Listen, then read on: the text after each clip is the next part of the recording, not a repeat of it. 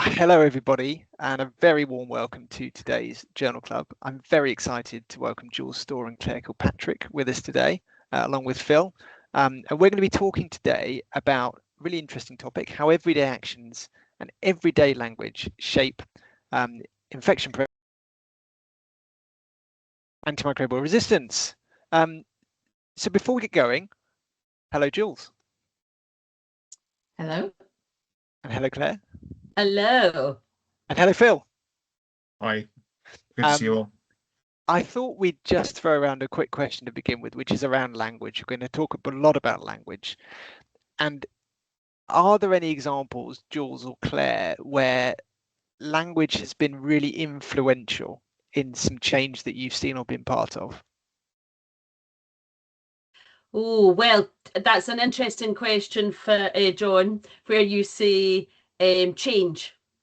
Because I think my experiences are unintended consequences of the language we use continues to create barriers.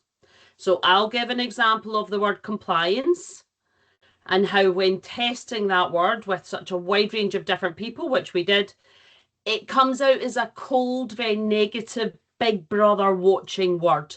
But yeah, I believe in IPC, everyday IPC, we use that word all the time without even thinking of the consequence. Yeah, I do. I use it all the time. I do, but to be fair, I use it meaningfully or thoughtfully because I struggle to think of an alternative. I mean, Yeah. I get your compliance is quite policey, isn't it? Really, okay, really good idea. Jules. I mean, this is not really anything to do with IPC, but it is to do with healthcare and nursing. And just really quickly, it goes back to when I was doing my nursing degree in Manchester.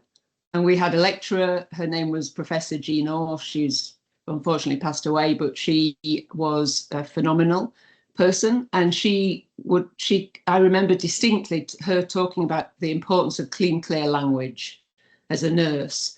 And she used to tell this story of when she was a community nurse and she went to this older person's house and she left them with a suppository because she was respecting this person's dignity. And she said, I want you to put this in your back passage. She came back the next day and said, did it work? And he said, well, I don't know. It's in the back passage in the window, on the windowsill. I just left it there. So she wasn't explicit. The back passage is a term that people use for the anus and rectum. So it was just showing you how you might think that you're making sense to somebody, but we have to make sure that what we're saying is being received in the right way by the person we're talking to. So language, since that point, has been something that I've been really super interested in, and Claire and I have together done a lot of thinking about this with regards to IPC. Jules, that is a great story. I'm never going to use back passage again in that context. Phil? I was just reflecting actually, and I think my first experience of the importance of language was actually from a talk that you gave at the IPS conference, John, around your CPE screening tool. And talking about how you started the form, and it was talking about carbapenemase producing enterobacteriales and how nobody understood what it was, and it was very scary for the patients, and the compliance was really poor, and then how you changed and modeled it to make it improve the uptake from patients. So I think language is so important in how we communicate with other staff, patients, and I think I've observed it firsthand as well. We need to make sure that within IPC there's a lot of complex language and information. So how do we communicate it in ways that people can understand and they know the significance in their day-to-day, and how that helps us provide a really strong and safe IPC service. What about you, John? Well, also that is another back passage related story because it was all about rectal swabbing. Yeah, I mean, there's so many examples. I read a study. It's a tiny study. I think it might even have been a letter in the JHI years ago. And what they did was they made a subtle change to the lab report for a C. diff result. And C. diff testing, you've got 3 stages of the algorithm, but it's quite complicated. They simplified it. They made it what you might describe as technically incorrect, but the behaviors as a result were better and more accurate. So they made the language simpler, and you could even argue incorrect in order to achieve better behaviours. So which would you like, correct language or better behaviours? Interesting one, isn't it? Okay, good. We've rambled long enough. Let's get down to it. So just before we hand over to Jules, a little bit about Journal Club. We tried to provide insight into a couple of topical papers as is today. We're really keen to generate discussion. So in your portal, you'll see a Q&A box. Please do put questions in the Q&A box. And it's great to put them in as the speakers are speaking, so we don't get a flood of questions at the end. Opportunities for your CPD, of course. We want to exercise your critical thinking, so don't take anything Jules or Claire say at face value. We want you to analyze it, to go away, to take it away, to really test it, to know whether it's true. Build confidence, of course. You can go away feeling more confident amongst a network of enthusiasts and having a bit of fun. These events are recorded and posted on YouTube afterwards. So without further ado, Jules, I'm going to hand over to you. You're going to be talking to us about exploring the role of nursing care interventions in the prevention of non-device associated healthcare associated infections. A scoping review. It's a bit of a mouthful. Jules, over to you. Thanks, John. So you may not be able to see just the pure full screen, but hopefully we've got a good enough field of vision for everybody. Thanks for that, John, and thanks for the kind introduction. So yeah, this is a paper by Jennifer Collins and colleagues. Jules, we're just not seeing anything right now. Okay. Sorry to interrupt you just before you got going. That's a good point. Tell me, is that working? We can see that now, Jules. I think when you click the play button, it stopped showing, but we can see that now perfectly. Right. Okay.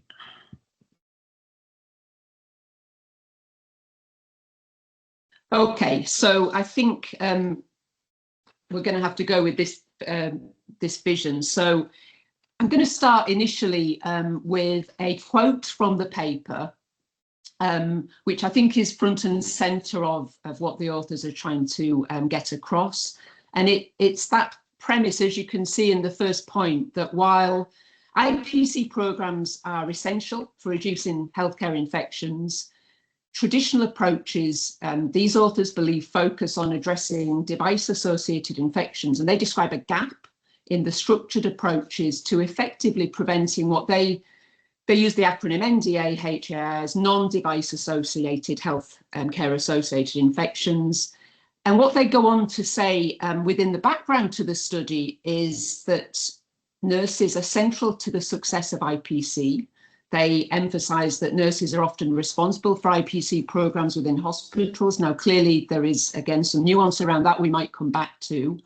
But I think another important feature of this paper is that they use Alison Kitson's Fundamentals of Care framework, which some of you listening may be very familiar with. And in that framework, I think it's important before we go any further to define what they mean by fundamental nursing care. And I've again put this quotation on the screen that really nicely summarises this. The fundamentals of nursing care are really those core elements of nursing that every patient requires, and it encompasses physical needs such as hygiene, nutrition, mobility, also psychosocial needs. It includes dignity and comfort and issues around the relational aspects of care that are described as being relevant to building trust and engagement. So let's, well, I'm going to try to just whiz through the essence of the paper so that we can spend as much time as possible discussing this, but let's see how I can do that in maybe as around 90 seconds or so. Let's drill into the paper. So it is a scoping review, examining that relationship between fundamental nursing care interventions and the prevention of NDA-HAIs, again, just, as the authors have clearly described, there's a gap here that maybe we could describe as a blind spot in the literature. And I think the premise really is that while device-associated infections have received a lot of attention, what these authors are suggesting from the literature and from guidance, from mandates, from the surveillance we do, is that there's a substantial proportion of HAIs, including non-ventilator hospital-acquired pneumonia, non-catheter associated urinary tract infections, UTIs, gastrointestinal infections, wound infections, surgical site infections, that really remain systematically less addressed within the literature, but they contribute to morbidity, mortality, and healthcare costs. So the paper itself, I guess, is initially fundamentally focusing on the extent to which what they describe as these everyday practices could influence infection outcome. The methodology is pretty straightforward. They looked at studies published between 2009 and 2024, and they focused on studies that explored nursing care interventions linked to those non-device associated healthcare associated infections.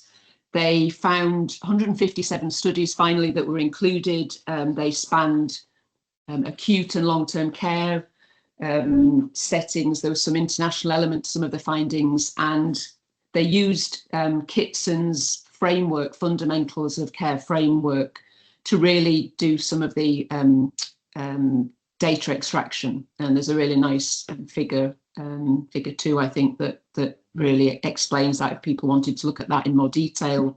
And so they therefore did look at things like oral care, hydration, positioning, mobilisation, nutrition, toileting, and safe swallowing, amongst other things.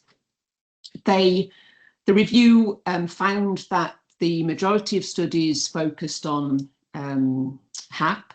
The strongest evidence base was for oral care, and again, the numbers of papers are listed in the paper. We can go into that later if needed. So strongest evidence found for oral care, followed by aspiration, dysphagia management, safe swallowing, positioning, all of those primarily linked to pneumonia prevention. And in contrast, there was limited evidence for other HAIs, such as surgical site infection, wound infection. Few studies distributed across those interventions, such as wound care. Hydration interventions were especially associated with the prevention of urinary tract infection, UTI, in older adults and long-term care settings. And then some of the other recurring themes that they found was the majority of studies on dysphagia and safe swallowing discussed interventions in relation to HAP. For positioning, that was in relation, the studies were in relation to the prevention of HAP and lower respiratory tract infection. For mobilisation, the studies related really to the prevention of HAP and SSI and UTI. And for nutrition, the studies retrieved related largely to the prevention of urinary tract infection, but also more generally, come as no surprise, the lowering of infection risk per se. And so that really is just a snapshot of some of the findings. The authors go on to suggest that these findings demonstrate that fundamental nursing care interventions are critical but potentially under-recognised strategies for preventing non-device associated infections, healthcare infections.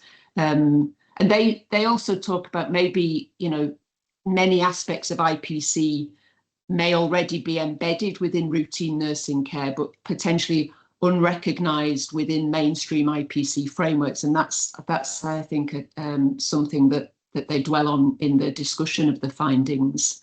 And I think that what they are therefore prodding or stimulating us to think about is to what extent within our guidance, within our IPC efforts, do we probe into these issues?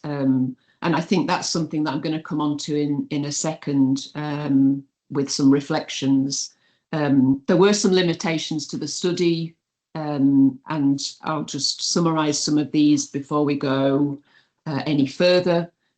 Potentially, given the nature of the paper, the review might not have captured all relevant evidence because it searched only 3 databases. It included only studies that explicitly linked these interventions to nursing practice. The search was limited to the English language publications, so potentially we've missed some relevant international, maybe interdisciplinary work. It didn't assess how effective the interventions were, and may have missed maybe some indirect relationships between fundamental care and nursing IPC outcomes.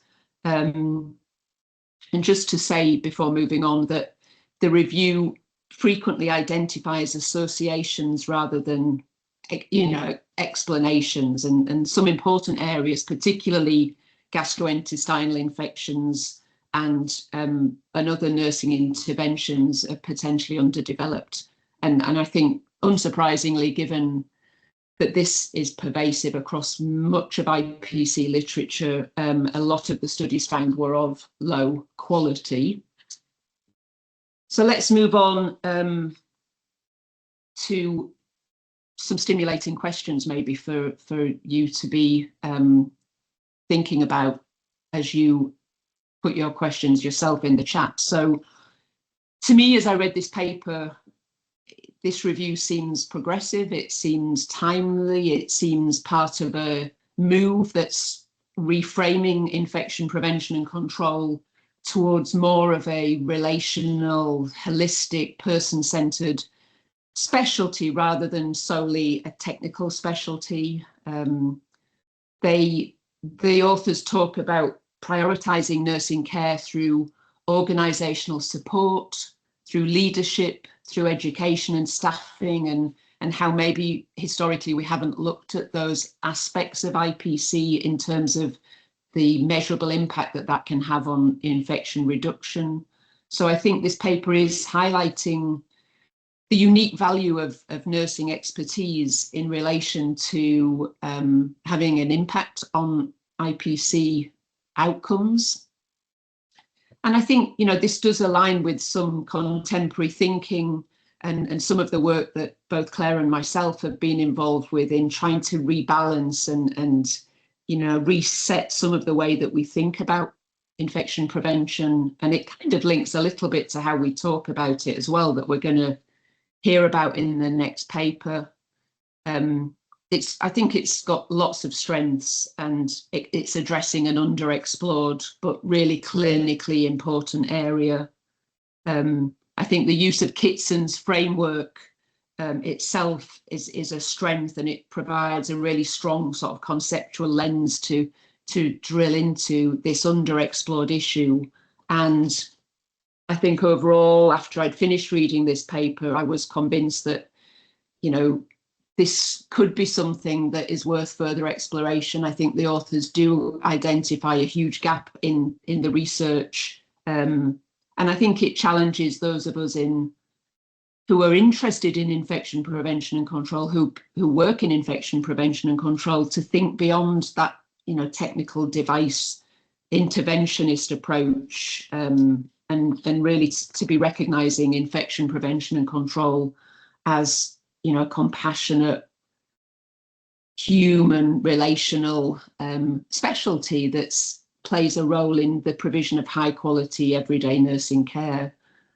So here on the screen there's a few questions, and I think just to reinforce, the paper is reigniting or stimulating this conversation, and it certainly made me think, have we had this tendency in infection prevention to overlook the fundamentals? What do we value as practitioners when we think about the work of IPC? What counts as real IPC work? Is it more than just technical interventions? But then if you think about what we measure, are we measuring the right thing? Where are we placing the emphasis when we think of the things, potentially some of the mandatory things in the English context? What do we reward in IPC? What's invisible? What matters to patients? Have the fundamentals of care in the context of IPC become what I once heard Dr. Simon Mardell describe as neglected processes? And ultimately, how can we build that bridge and strengthen that bridge between the technical and the relational aspects of this amazing specialty that is infection prevention and control?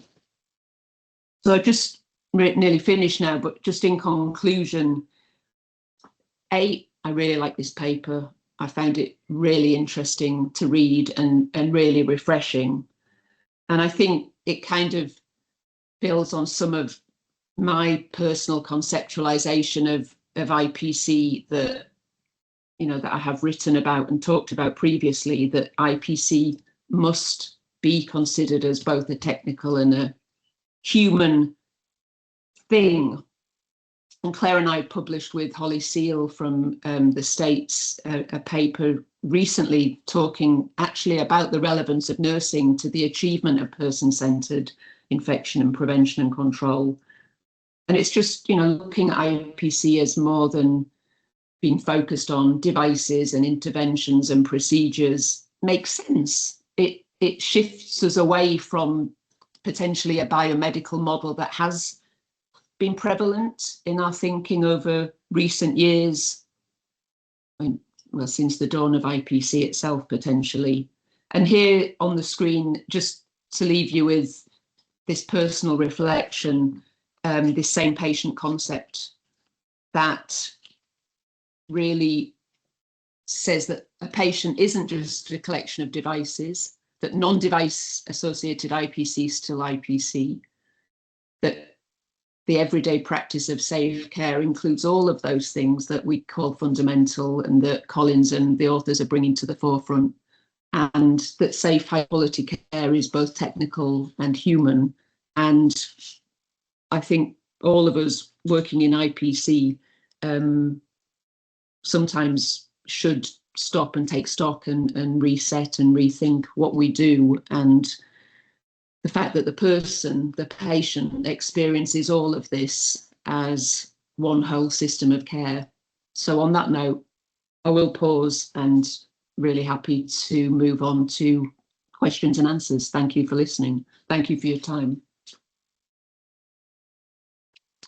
Thanks, Jules. That was a really, really interesting and entertaining overview of a fascinating scoping review. I really like your image on that penultimate slide you were just showing. It's a really, really powerful set of ideas coming through. As the questions are coming in, I wonder whether antibiotic-resistant bacteria have done us no favours here, Jules, because the advent of antibiotic-resistant bacteria has pushed our services to focus microbiologically on those relatively rare antibiotic-resistant bacteria, and in doing so almost turn a blind eye to the numerically voluminous infections that patients are acquiring that are not caused by antibiotic-resistant bacteria, and that would apply to both the device-associated and the non-device associated. How much of a driver do you think that dynamic is in this?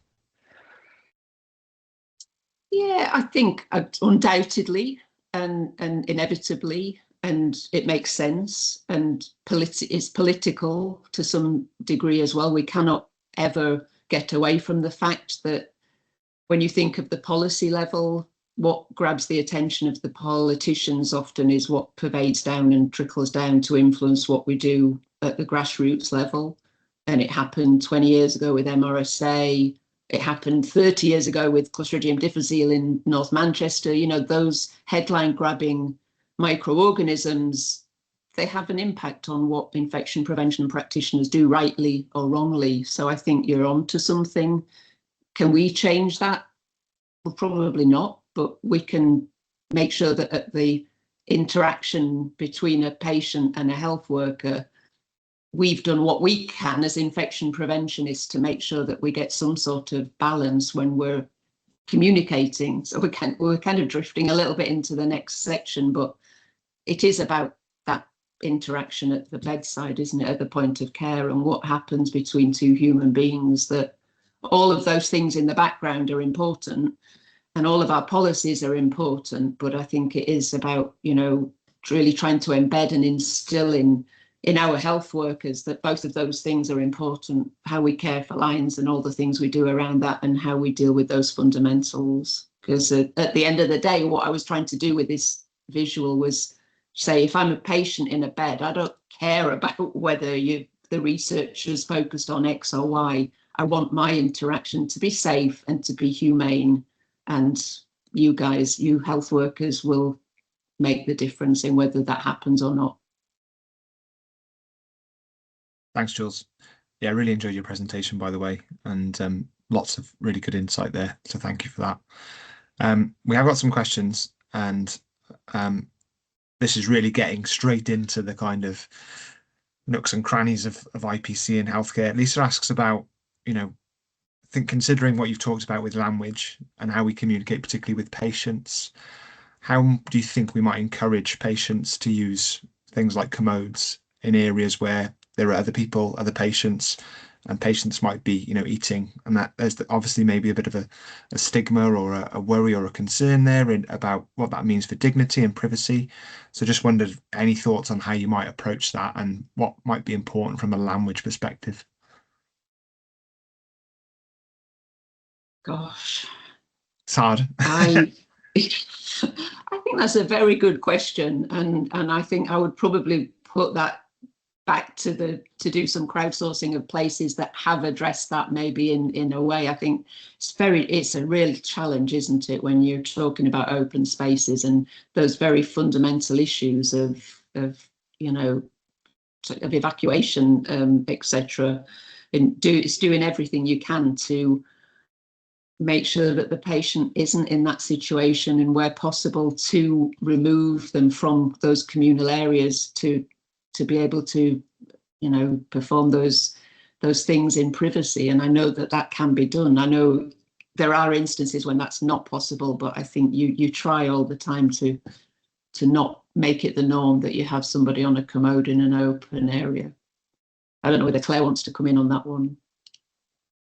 I was super interested in the framing of the question because it used the word encourage, and I'd be interested to know the prevalence of that across all healthcare settings, because I'm not clear at all. So I definitely, whatever the challenge is, I'd be putting back, what is your improvement approach to such situations? What is your sphere of influence?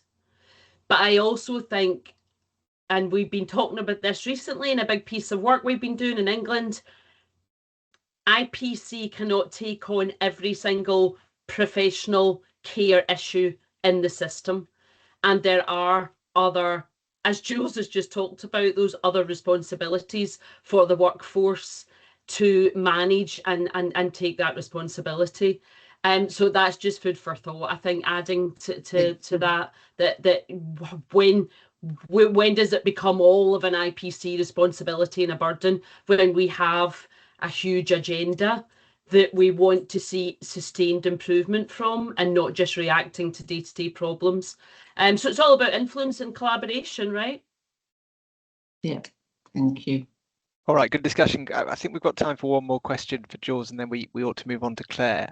So going back to the paper and thinking about the way they kind of categorise the fundamental care packages, if you want to call them that, if you had to choose one priority, fundamental care intervention, what would it be from their kind of long list of oral care, mobilisation, hydration, toileting, or positioning? Which do you think would be the most kind of impactful? I think maybe I've been completely brainwashed by Martin Kiernan because I listen to his podcast a lot, but probably, I think oral care, there's been a lot of work around that, and hydration. So it's difficult. For a person, all of those things are important, but I think, some of the issues around non-ventilatory associated pneumonia, HAP, oral care has come up to the top. And but yeah, it's a great question, John, because there is such a long list of those fundamentals of care. But I think that's just reading the paper and reflecting on what we know has been published outside of this context as well. That would be my takeaway. I mean, it's also completely the wrong question, isn't it? Because the fundamentals of care, the clue is in the name. We've got to be doing all of this all the time, exactly. right? Yeah. It is. Yeah. I think there's fundamentals of care versus targeted IPC improvement efforts where it's needed in your local setting, and they both have to go together. Mm-hmm. Okay, fab. Jules, thanks so much, and we'll come back to you with the Q&A as well when we've done Claire's session. So delighted to bring Claire in now to talk about her next paper. This is about risk communication about AMR, something that I'm really interested in personally. Content analysis or metaphor use in global public discourse. Sorry, Claire, I'll move your slides when you're ready. But over to you. No, I thank you very much, John and Phil, for the invite. And had a bit of a Teams issue this afternoon, people. So thanks, Phil, for your support with the slides. So it's great to be here with you all. We're changing pace or topic slightly. So next slide, please. So just like Jules, I'm going to rapidly, as you know, this journal club looks to inform you of a specific paper. And this paper is a couple of years old now, 2024, but just screamed out to me, and it really does build on similar work undertaken by these authors in the past, and I know the authors, and it's been great to follow this really interesting work. So you don't need to be told this, but we know the burden of AMR and the associated deaths globally. The key here is the understanding of AMR remains poor. We talk about it, we use that acronym, but there is a massive issue. Persistent misconceptions, as quoted by the paper, and I've put examples in of antibiotics that work for viruses, and I can stop my antibiotics when I start to feel better. We've all seen and heard these stories. And the communications so far have in fact failed to influence perception, even though we may have increased awareness. Next slide. So this paper had a research question where they asked, what is the incidence and nature of current metaphor use in global English language communications and public discourse about AMR? So it was just in English, we'll come back to that, but this is about current metaphor use specifically. Next slide. For the study design, they used qualitative content analysis, and they really did do thematic coding and several iterative rounds between the authors to get to the results. The sources examined were 71 website organisations, 84 national AMR action plans. Just a little interjection there. Those action plans that are freely available, I've done a project myself where I used them to search for key objectives. It really is a great source of information, so glad they used that. 819 newspaper articles and over 6,000 social media posts. And the output became over 2,000 metaphor extracts identified. So that in itself fascinating. Next slide. So importantly and interestingly, the main findings, they then distilled through this iterative rounds of thematic analysis 4 metaphor themes, which accounted for 75% of all the metaphors. And you may not be surprised when you think about the terms we've heard for AMR that they related to war against resistance, heroes and villains, post-antibiotic apocalypse, and silent creeping threat. I mean, I'm terrified just saying the word. So here we are. This is the language being used. Next slide. So we have some examples for the war metaphor. We must fight AMR. We must battle superbugs. And we have an antibiotic arsenal. So this is what the authors categorized as the terms related to war. When we critique these examples, they imply finite victory, oversimplify ecology, frame microbes as enemies, and encourage active rather than restraint-based solutions. I think that's all quite clear. Next slide. So for heroes, villains, and superbugs, the examples in the paper were antibiotics become the heroes and microbes are the villains. And the critique of this was that AMR becomes moralised, and that affects how we feel about the language used. Next slide.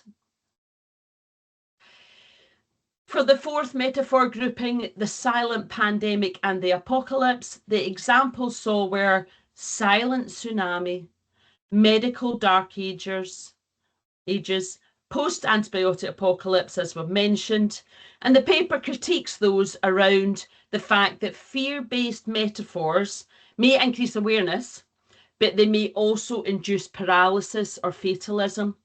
Second interjection for a second within this presentation, just to highlight, there is a textbook which Jules actually wrote a book chapter in, and it was about the unintended consequences of campaigning and how it makes people feel, and that relates a lot to language.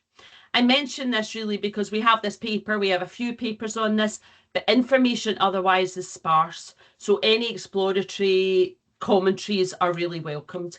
Next slide.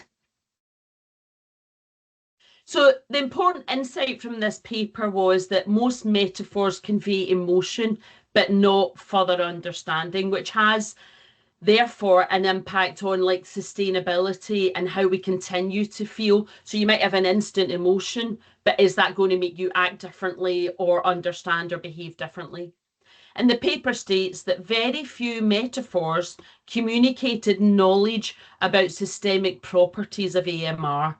And that might not be the purpose of these campaigns, this language, these projects, but it will have a long-term impact, as noted by the authors, on how action prevails and how we change the current situation.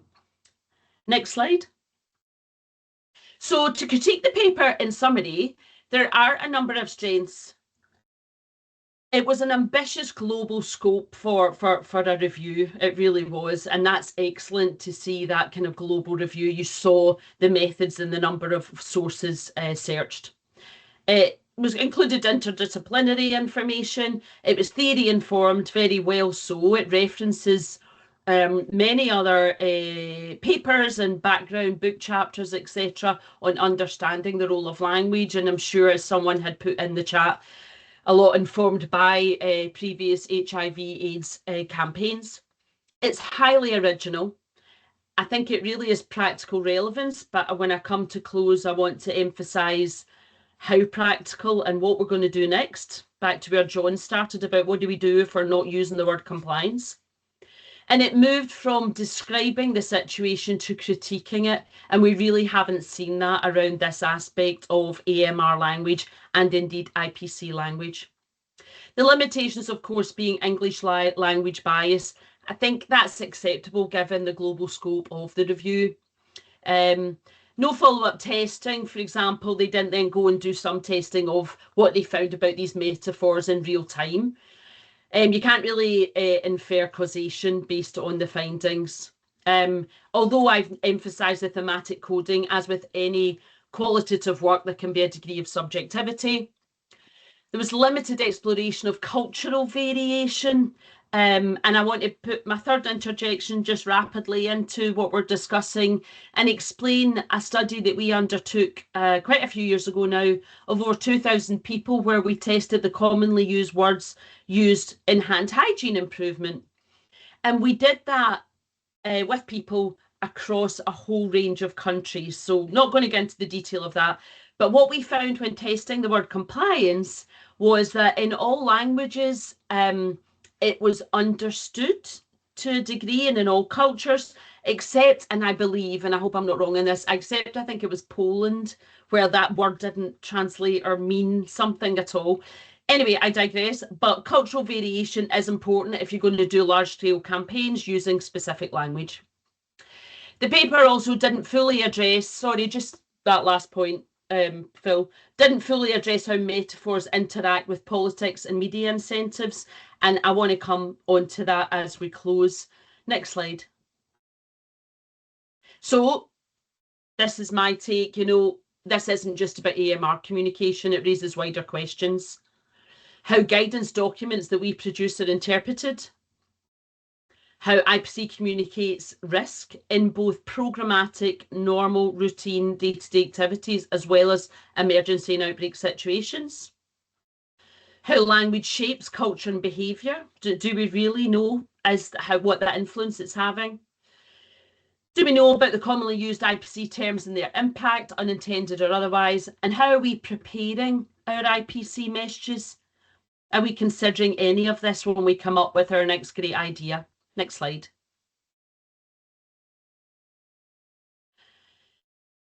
How is the big question. The quote from the paper was, media policymakers and health officials should choose theoretically informed, apt and novel explanatory metaphors that are specific to the context of AMR and challenge the public misunderstandings with the potential to prompt behaviour change. That is quite a challenge. That's quite a mouthful. How would we do that?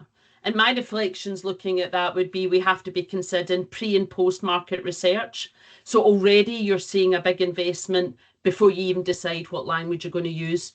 Will media policymakers, health officials commit that time and energy to get this right? Well, we're here to hopefully encourage that to get better. And when we link this to IPC and how we're going to achieve change, I do want to reference as well the specifically hand hygiene improvement in healthcare global research agenda, which has priorities for research.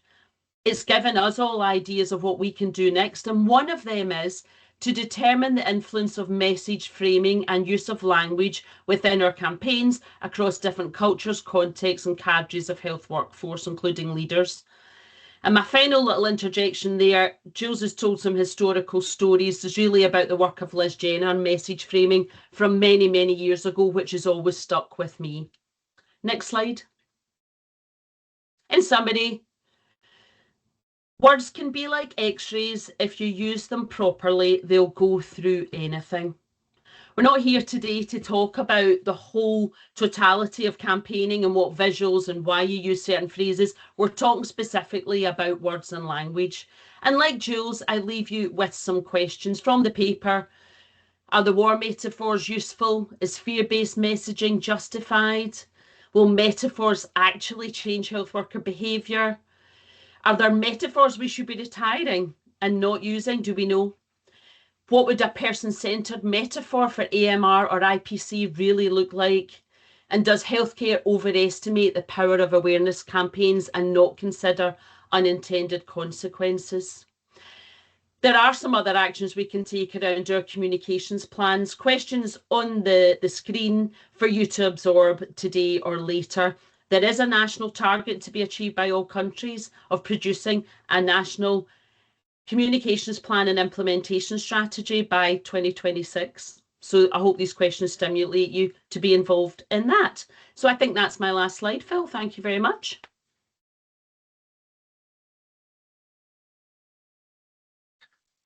Thanks, Claire. I read the paper in preparation for this and blogged on it, and I thought it was fascinating. It made me reflect a lot on my own language and practice, and I think that, again, personally, think about AMR as a real threat and a war and a battle. And I think that's because personally it's around the urgency that I feel, and that I am worried about it and the impact that it might have on healthcare, and the fact that it is global and challenging some of those things that you talked about in the introduction about, oh, well, I can stop taking my antibiotics, because I feel better, and that I want antibiotics for a viral infection. And I'm really passionate about how we communicate with the public around better messaging around AMR. So thank you for a great journal club and slides. I was really interested on that, one of those last points that you touched upon about this global communication plan, which you talked about, being live for 2026. I wonder if you could share any information about that and what it looks like and maybe how people can get involved. Yeah, absolutely. Thanks, Phil. So essentially, a couple of years ago, when all countries approved a sort of global IPC strategy and action plan, within that, a number of global targets and indicators were set. And they're called strategic directions. Really good language use there. But anyway, let's call them solutions. So there are 8 solutions that were produced from the evidence and Delphi tested across a wide range of countries. And one of those 8 solutions is communications and advocacy. So that's been approved as something that as part of an active IPC programme should be effective in seeing the progress and the improvement we want to make. So as I say, throughout that process, targets and indicators were set. And for that solution on advocacy and communication, the target was national, and it is national IPC advocacy.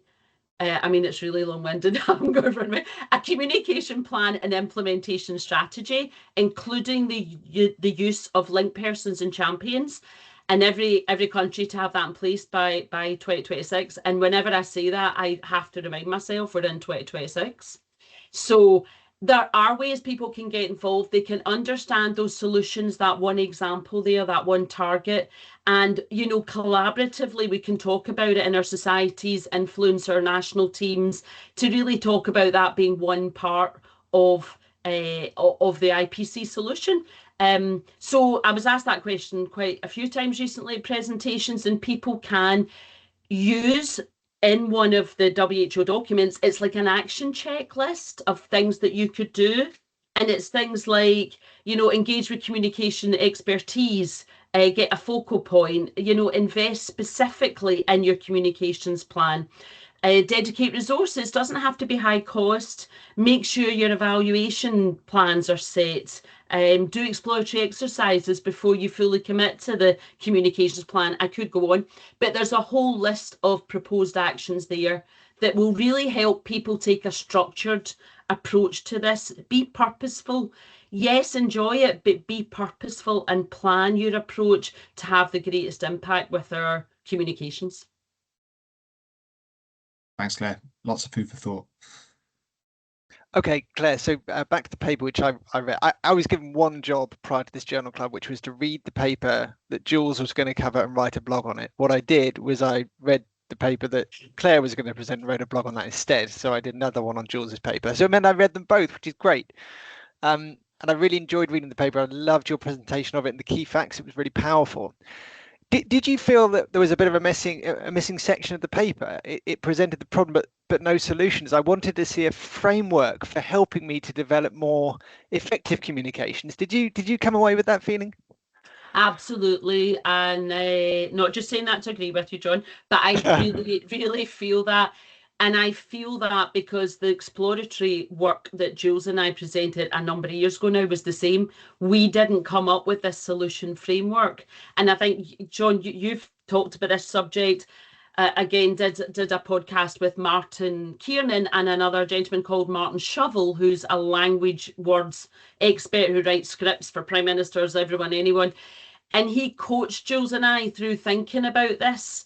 And we came up with an opportunity of a framework to how to test the language we're using for IPC, but not necessarily how to change it.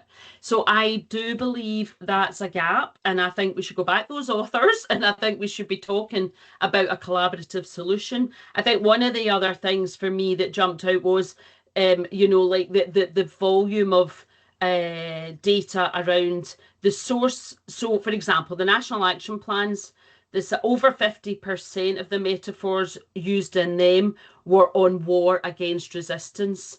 So, you know, if everyone's deciding to use those metaphors, how are they deciding? How did they come up with that before they wrote the content of that action plan? And I don't think we know. We're not seeing that described anywhere. So we've got massive gaps, John. All right, thanks. Yeah, I agree. I mean, I don't want to be critical of the paper because I really enjoyed it. I was just felt let's what's next. Yeah, but I really admire that they're talking about this in the first place, because I think it has to be raised. But yeah, I wouldn't want to see another paper like this. I'd want to see a solution focused one next rather than more exploratory. Jules, did you have something on that? I was going to ask the same question, actually. So I think, yeah, maybe we could go back to the authors and just to see whether, because it might be that they're working on something even as we speak that's in the pipeline. So it would be it'd be useful, wouldn't it? So, yeah, definitely. Thanks, Jules. And maybe other people, sorry, Phil, I was just going to say, you know, we want to hear from people. Mm. How are they planning their communications and their language? Or are we just doing it because we think it sounds good? How are we all? I am fortunate. Jules and I have over 40 years combined campaigning experience at national and global level. So have been immersed in campaigning. I'm fortunate to still co-lead World Anti-Hygiene Day every year since conception, work with amazing marketing companies, communications experts. Do we test everything we're about to say before we launch each year? No. So, I mean, you know, that, what we're doing is massive, and we're not maybe even doing all those steps. I mean, I think, yeah, just if I can just sort of add to that, because Please. Clearly when I was involved in England and Wales in the what was then called the Clean Your Hands campaign, which is now like a generation old, we did, at the time, you know, we did do it properly, and we did run focus groups with diverse groups. We went out and we tested all the images and tested the messages, and then we tested them with the politicians, and until we got the green light, none of those campaign assets went live. And I just distinctly remember one of our campaign posters was all made up of like tiny microbes, but looked to be in the shape of a skull and crossbones. And it said, "Infections kill, clean your hands." And before we took it to focus groups, I remember running it past Jeff Ridgway, who was one of the chief microbiologists. And he's like, "You can't put that on a hospital wall." You know, this is so like that was not minimal fear, as Liz Jenner would describe. That was like maximal fear. So, you know, it's like, okay, it looks clever, but we will not even take that to focus group level because we've got this sanity check. So it's that balance between what Jenner calls fear appeals and using it. So it's slightly different to the metaphors, although there is a crossover, but we know that in behaviour change, you know, if you talk to people who were psychologists, there's that minimal fear, which is what you want. And I think that's where we went a bit wrong with COVID, because we kind of shifted into what one politician said, we, excuse my language, but we scared everybody shitless. And then, you know, it had an unintended consequence. So it's getting that balance right with both the language and the fear appeals that we use in IPC. Yeah. Couldn't agree more, Jules. A really interesting analysis. I'm just going to read some comments from the chat, Claire, and then I've got another question for you as well. Lisa shared some really good metaphors. I like this one. Infection prevention is building a castle, and antibiotics are the last gate. Guard the castle, which means prioritise IPC over treatment. Martha also says about involving patients more in putting together information might help reduce unintended consequences. I'm guilty of this. We think so clearly that we think clearly, but obviously that isn't always clear to the average person who doesn't have that, you know, knowledge and experience that we do. So another question, Claire, from Bryony. This is talking about changing how we refer to ourselves as infection prevention control. And she says in her organisation, they're called the Infection Prevention and Management Team. And Bryony asks, should management be more widely used to replace control? And if you agree, why do you think it isn't? Do you know, that takes me back, that point, to those kind of discussions between what's management and what's leadership. What are those definitions, and who are managers, who are leaders? What balance should we have? How do we want to be perceived? How do we want to come across? I have a personal opinion in just saying, if I hear the word manage, I feel a bit controlled. So that's my instant emotional reaction to management, but that's my personal feeling. And you're trying to look at what you want to achieve, who you want to influence, and how it's making people feel. So if you need to manage the situation, it's fine. It's a good word to use. So I think we should be asking ourselves more questions than coming up with solutions right now. Despite what we said, John, about needing a solutions framework, that's different from jumping to a solution, right? I think the framework's a great idea. How would we make these decisions?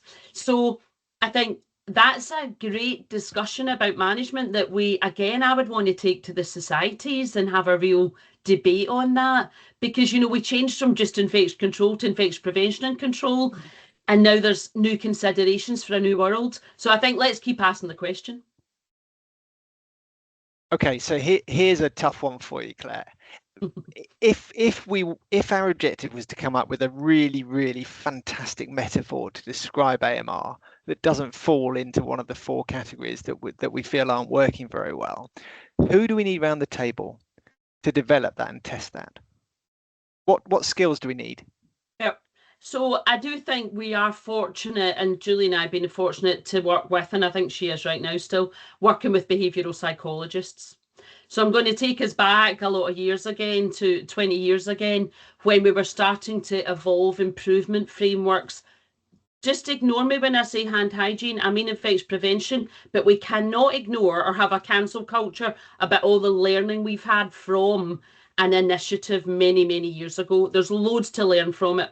So if we look back then, 20 years ago in England, they pulled in behavioural psychologists to work very actively on what was the evidence. That's the kind of easy bits. Systematic reviews aren't easy, but they are. We then have the evidence, what we're going to do with it. And those behavioural psychologists were really insightful in coming up with some improvement approaches, which have been adopted globally and that do still work.